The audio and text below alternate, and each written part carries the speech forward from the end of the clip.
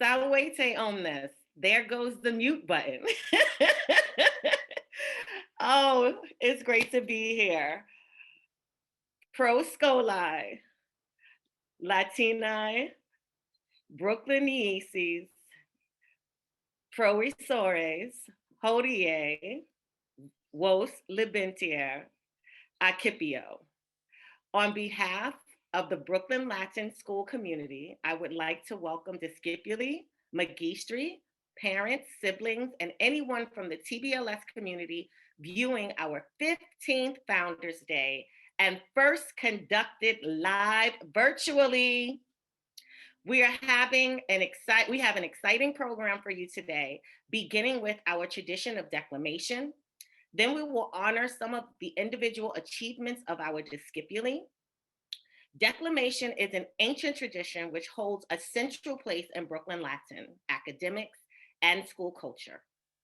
People across time and across the earth has recognized the importance of words and ideas in bringing communities together. At Brooklyn Latin, we are no exception, and we express our gratitude to the discipuli who will be declaiming their pieces live so that we may preserve this valuable school tradition. Please mentally prepare yourself as you would before declamation in person. To be attentive and to be open to being surprised, entertained, and inspired by this diverse selection of pieces chosen by your fellow discipuli. We will begin today with a special performance by a faculty declaimer selected by discipuli who participated in Public Dec this year. So without any further ado, incipiamus, let us begin. Please join me in welcoming, and I don't even know who it is, our faculty declaimer. Show yourself.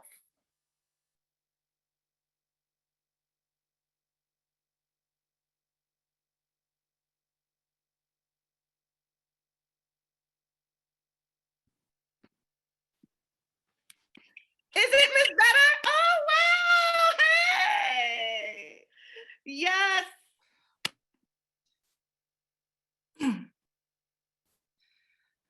Talking all day, every day, to brilliant young humans about the complexities of history is among the greatest privileges of my life. I love engaging with the lofty ideals of those who came and hoped and dreamed before us.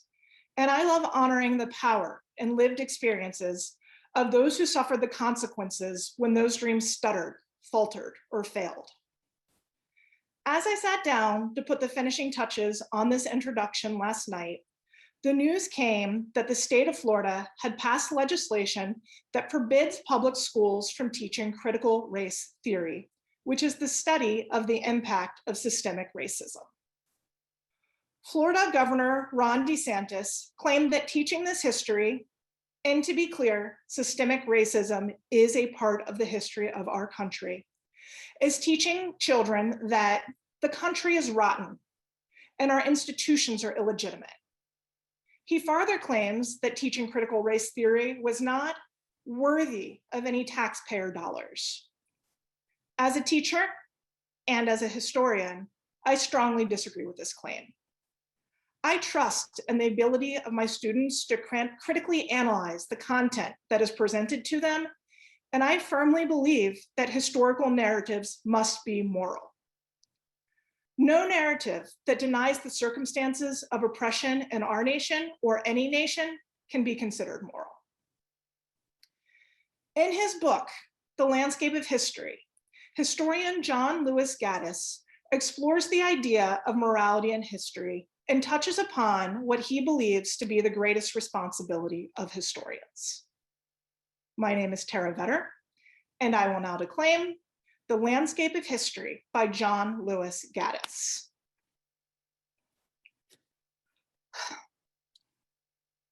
The single most important thing any historian has to do is to teach. What you hope for as a result of teaching history is a present and a future on which the past rests gracefully. I mean by this a society prepared to respect the past while also holding it accountable. A society less given to uprooting than to retrofitting.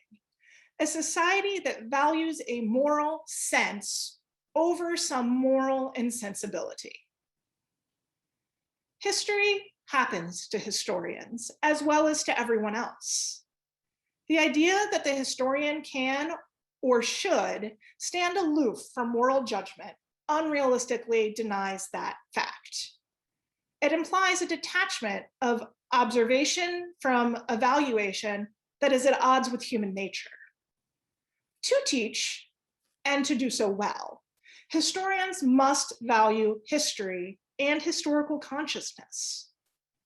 And while I want to acknowledge that morality and historical consciousness may not be the only ways to build a strong society, just as within the realm of non-reflexive entities, the scientific method has shown itself to be more capable than other modes of inquiry, so the historical method may occupy a similarly advantageous position when it comes to human nature. We've been led to believe that history is rear-facing, that we stand in the present contemplating the past, that historians are in fact facing backwards. But what if we've got that wrong and historians are really facing the future? The fog, the mist, the unfathomability could be much the same in either direction. What then would be the reason for thinking this the case? It has to do with teaching, which is inherently a forward-facing activity. Teaching is the simultaneous oppression and liberation of the young by the old, but also of the old by the young.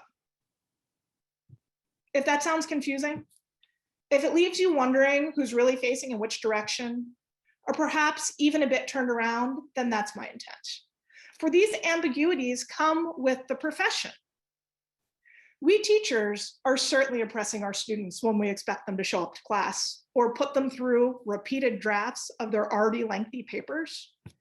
But we are also liberating our students by laying out grids, by equipping them with instruments of legibility, and by setting them ashore, as we ultimately must, on some uncharted continent of the mind, which it will be up to them to explore. Almost as important as our students' liberation, though, is the fact that our students are simultaneously liberating and oppressing us. It can be frustrating to read the prose of students who consistently, it seems at times even conspiratorially, relish the passive voice, the split infinitive, the vacuum cleaner paragraph. It can be dreary to wait for them to appear during office hours, or to write their urgently required letters of recommendation, or to respond to their emails sent in the middle of the night. But this sense of oppression quickly fades when set against the extent to which our students liberate us. They free us. First, from the ravages of aging. The privilege of professing to the perpetually young is not a bad way to try to stay that way yourself. But they also release us, if they are good students and we are good teachers, from our own pomposity. To teach without being talked back to is not to teach at all. They certainly inform us and eventually instruct us. The most single gratifying moment in teaching comes for me with the realization that my student now knows more about a particular subject than I ever have. And of course, in the end, our students liberate us from oblivion. So, is the landscape of history of the past or the future that they see? I'm going to skirt that issue a bit and say it's both, that we need not decide. For if we can live with the tension of oppression and liberation in our daily lives, then surely we can live with the possibility that history stretches out and resides in the past, or that it exists on into the tomorrow. In whichever direction it faces, in whichever direction we choose to walk with it, history, at its best, when approached with empathy, honesty, and morality, brings wisdom, maturity, and a love of life. Thank you.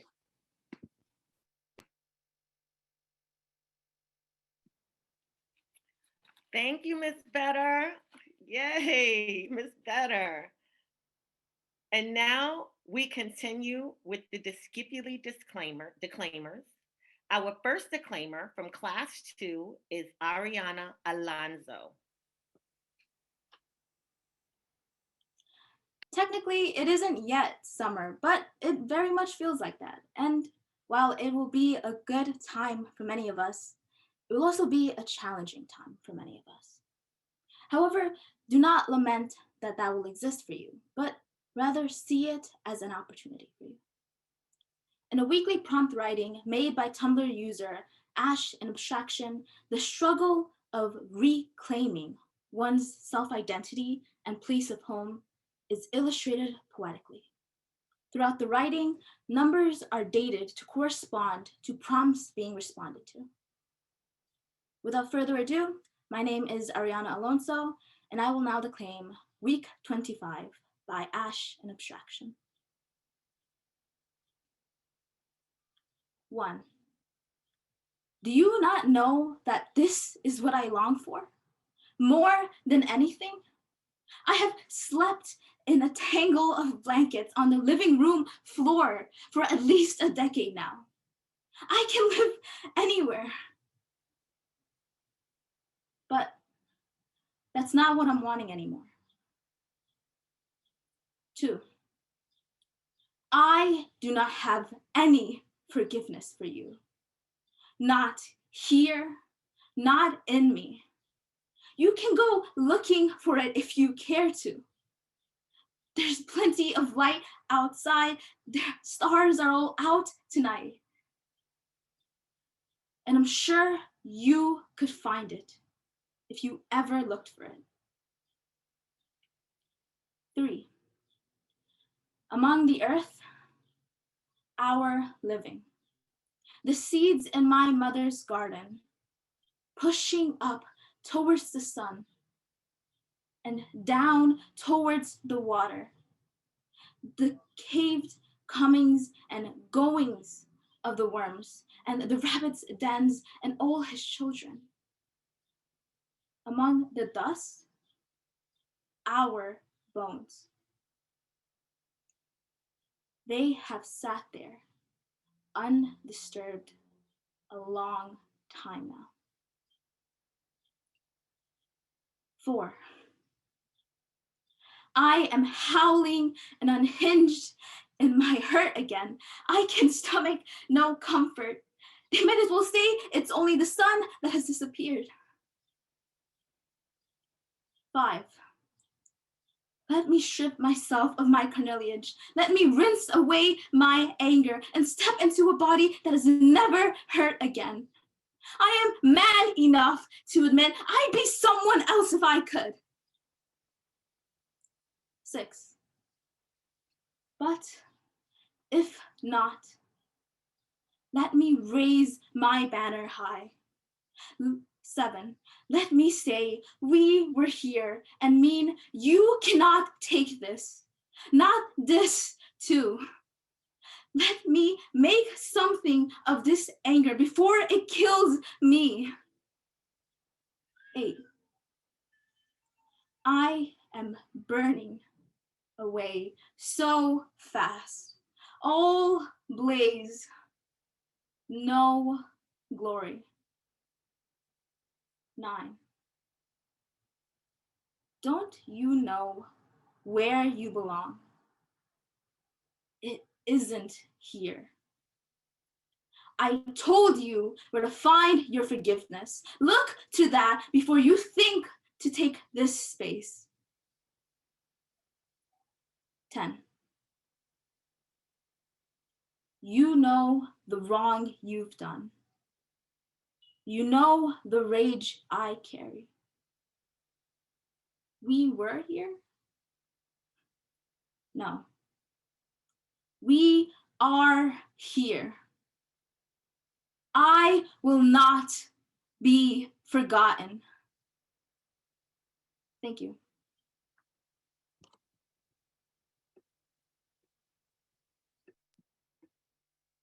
Thank you, Ariana. Our next declaimer from class 2 is Amina Katawi.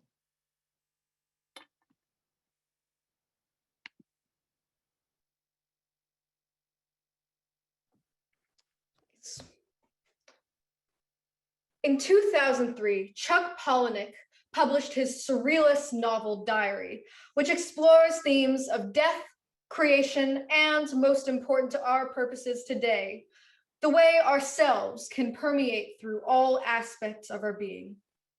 Good afternoon, my name is Amina Katawi, and I will now declaim an excerpt from Diary. Peter used to say, an artist's job is to make order out of chaos. You collect details, look for a pattern, and organize. You make sense out of senseless facts. You puzzle together bits of everything. You shuffle and reorganize, collage, montage, assemble. If you're at work and every table in your section is waiting for something, but you're still hiding out in the kitchen, sketching on scraps of paper, it's time to take a pill. When you present people with their dinner check and on the back you've drawn a little study in light and shadow, you don't even know what it's supposed to be. The image just came to your mind. It's nothing, but you're terrified of losing it. Then it's time to take a pill. These useless details, Peter used to say, they're only useless until you put them all together. Peter used to say everything is nothing by itself. Because Peter's right. You're right, because everything is important, every detail, we just don't know why yet. Everything is a self-portrait, a diary. Your drug history is in a strand of your hair, your fingernails, the forensic details. The lining of your stomach is a document. The calluses in your hands tell all your secrets. Your teeth give you away. Your accent, the wrinkles around your mouth and eyes. Everything you do shows your hand. Peter used to say, an artist's job is to pay attention, collect, organize, archive, preserve, then write a report. Document. The job of an artist is just not to forget. Thank you.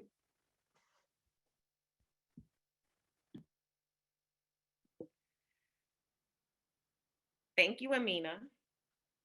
Our next declaimer, also from class 2, is Axel Manasseh.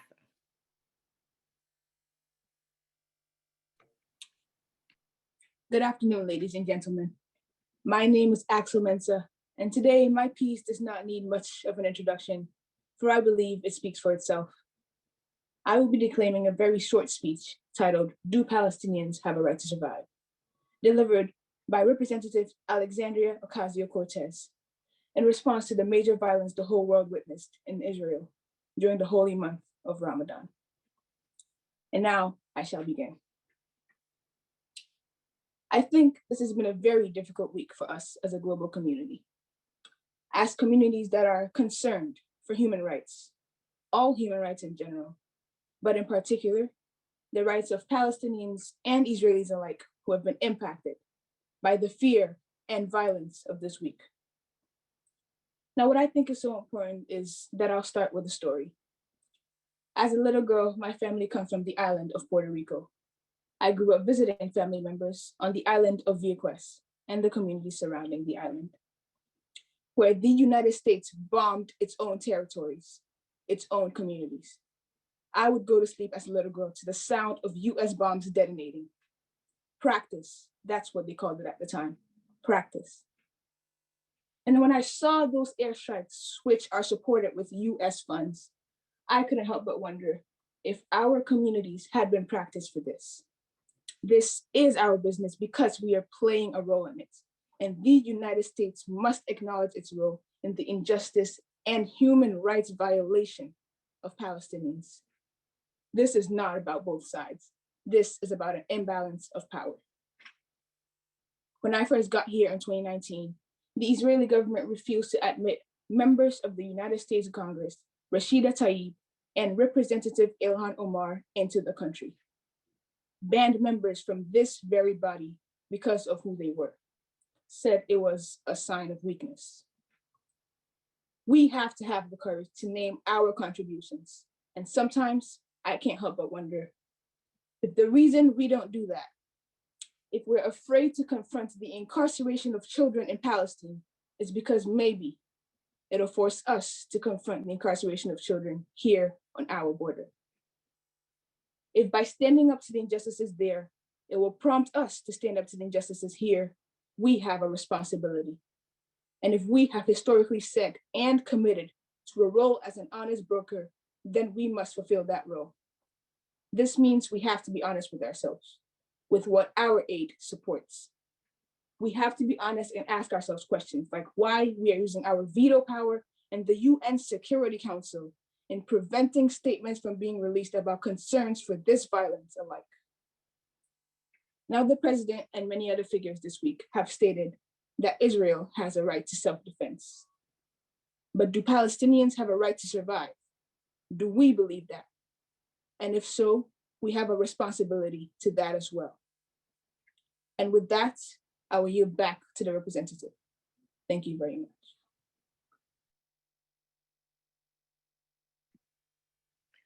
Thank you, Axel. And now for our final declaimer, also from class 2, Hengsi Shu.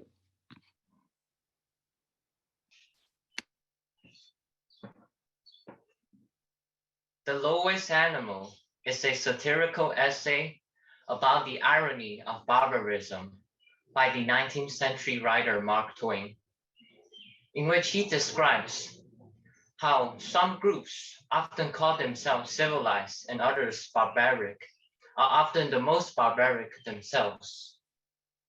Through this piece, I hope we can settle aside our differences and cooperate together. And now I will be declaiming. I have been scientifically studying the lower animals, so-called, and contrasting them with man. I find the result humiliating, for it obliges me to renounce my allegiance to the ascent of man from the lower animals, since it now seems plain that the theory ought to be named the descent of man from the higher animals. I had come across a case where some hunters on our Great Plains organized a buffalo hunt for the entertainment of an English earl. They killed 72 of those great animals, ate part of one of them, and left the 71 to rot.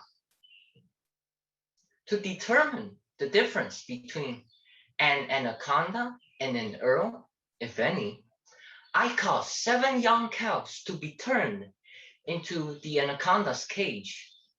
The grateful reptile immediately crushed one of them and swallowed it, then lay back satisfied. The facts stood proven that the difference between an earl and an anaconda is that the earl is cruel and the anaconda isn't. In an hour, I taught a cat and a dog to be friends. I put them in a cage. In another hour, I taught them to be friends with a rabbit. In the course of 2 days, I was able to add a fox, a goose, a squirrel, and some doves. Finally, a monkey. They lived together in peace, even affectionately. Next, in another cage, I confined an Irish Catholic, and as soon as he seemed tame, I added a Scotch Presbyterian. Next, a Turk, a Greek Christian, an Armenian, a Methodist, a Buddhist, a Brahmin. Finally, a Salvation Army cologne. I stayed away for 2 whole days. When I came back, The cage of the higher animals was all right, but in the other, not a single specimen left alive. And so I find that we have descended and degenerated from some far ancestor, some microscopic dust wandering at its pleasure between the mighty horizons of a drop of water, down the long highway of spiritualist innocence, till we have reached the bottom stage of development, nameable as the human being. Below us, nothing. Thank you.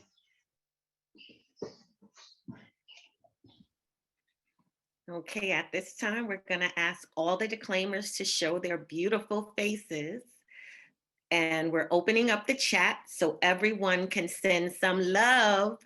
Please send your congratulations, claps, love. Celebrate these young people for their awesomeness and for declaiming this year during our virtual learning experience. Thank you for helping us keep this tradition alive. We value and support you, and great job. Check out the chat, feel the love. Okay. On behalf of the entire Brooklyn Latin community, I thank today's declaimers for their performance and the work that went into them. Let's all take this moment, as I said, now individually to reflect on a thought and turn on a phrase, a phrase, or an expression of emotion which captured our imagination and which we will take with us into our lives after today.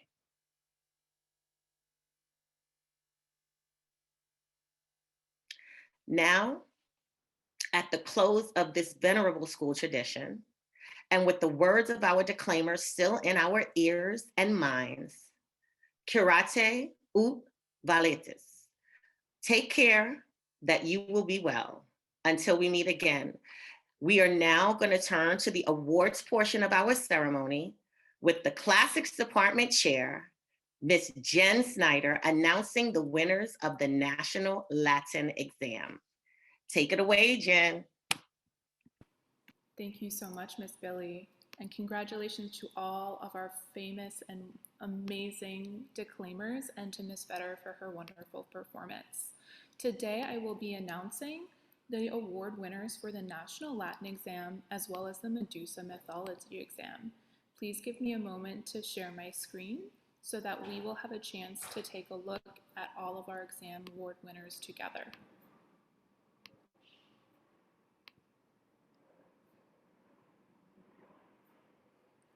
Every year, over 154,000 discipuli across the world sit for the National Latin Exam. This exam tests discipuli's knowledge not only of the Latin language itself, but also of Latin literature, mythology, history, and art and architecture. This year, for the very first time, we were able to give the National Latin Exam virtually. So all of the discipuli who volunteered to sit for this exam did so online. We had over 100 discipuli from all levels of Latin taking this exam, and over half of those discipuli earned commendations, ranging from certificates of achievement for cum laude and magna cum laude to gold summa cum laude medals for perfect scores. As I scroll through our slides to award all of our discipuli based on their level, please make sure that you are honoring them with us by shouting them out and continuing to give them some love in the Zoom chat. I will pause for everyone to be able to read these names for 20 seconds on each slide.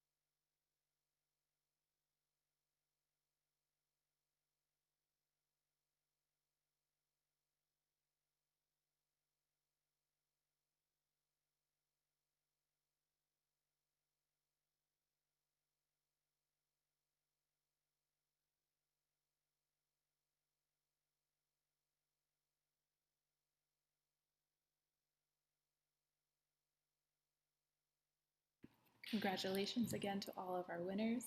Fantastic job, amazing performance. We are so impressed by all of your work. Finally, I'll be announcing the award winners for the Medusa Mythology exam. This has been our second year as a school offering this exam, and all of our Fabula, our Mythology Club members, sat for this exam this year, and almost all of them earned a commendation. Please join me in celebrating them as well for their Summa Cum Laude, Maxima Cum Laude, and Cum Laude awards.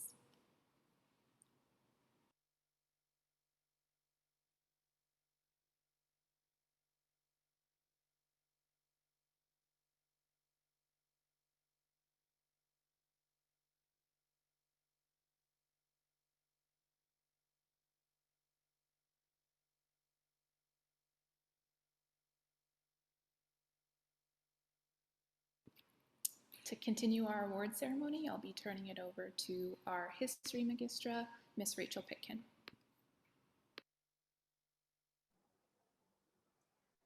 Thank you very much, Ms. Snyder, and congratulations to all of today's declaimers. The Gilder Lehrman Institute of American History is committed to promoting a deep and functional understanding of American history.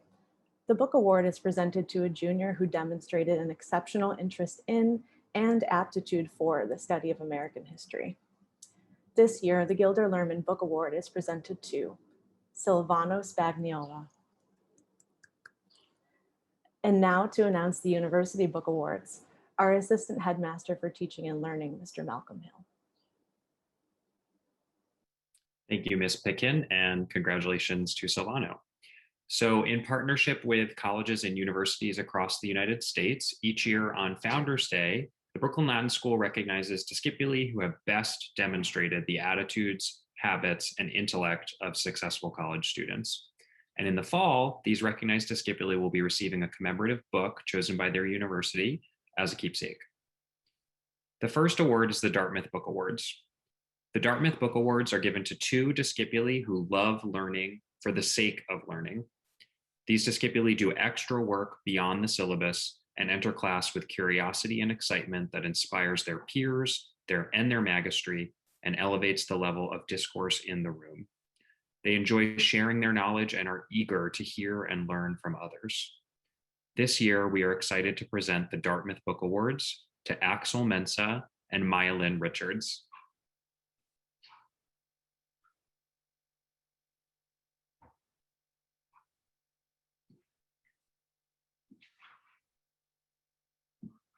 Congratulations again to Axel and Myalyn. I'm now going to go on to the Brown Book Awards. The Brown Book Award honors the junior who best combines academic excellence with clarity in written and spoken expression. Today's winner embodies this statement written by Brown University. Language is the highest expression of our humanity. It defines what we are and what we aspire to be.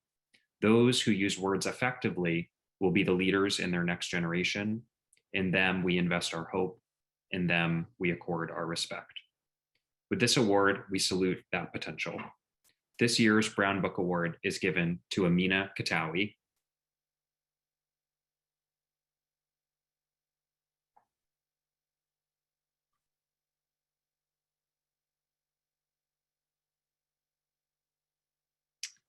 Congratulations again to Amina. Hi, Amina. Congratulations.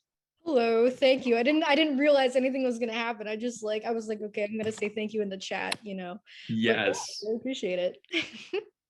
We're very excited for you, and thanks for all you do for our school. Yes, thank you. And our next book award is the Wesleyan Book Award, close to my heart as an alum of Wesleyan University. The Wesleyan Book Award is given to a committed student of the liberal arts who is truly passionate about all disciplines and achieves excellence across diverse subjects. Today's winner demonstrates the independent and creative thinking that is consistent with the spirit of free and energetic inquiry encouraged by the Wesleyan University.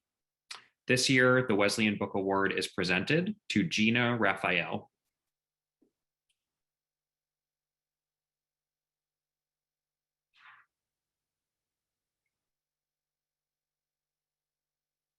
Congratulations again to Gina. Now to present the Yale Book Award, I'm going to present Math Magister and Yale alumnus, Mr. Daniel Lau. Thanks, Mr. Hill. Congratulations to the award winners so far, and congratulations to the declaimers.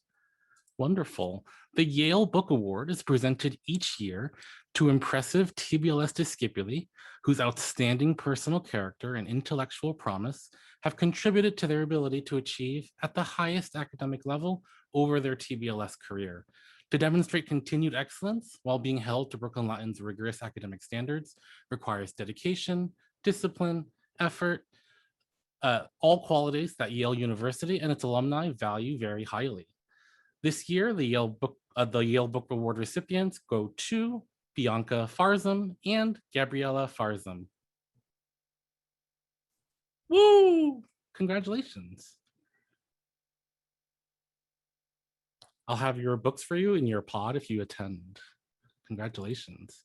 And now to present the Columbia University Department of Classics Award, let's welcome back Ms. Snyder.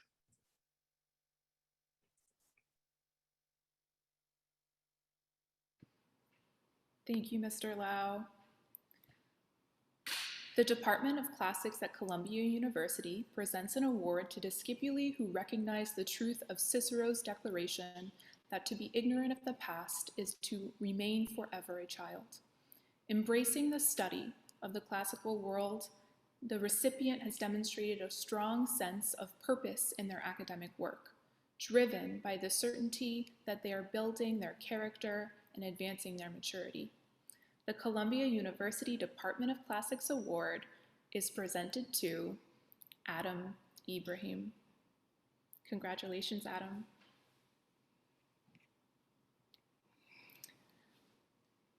Congratulations to all of our discipuli. And now to conclude our ceremony, we will hear the closing remarks from our headmaster, Ms. Billy.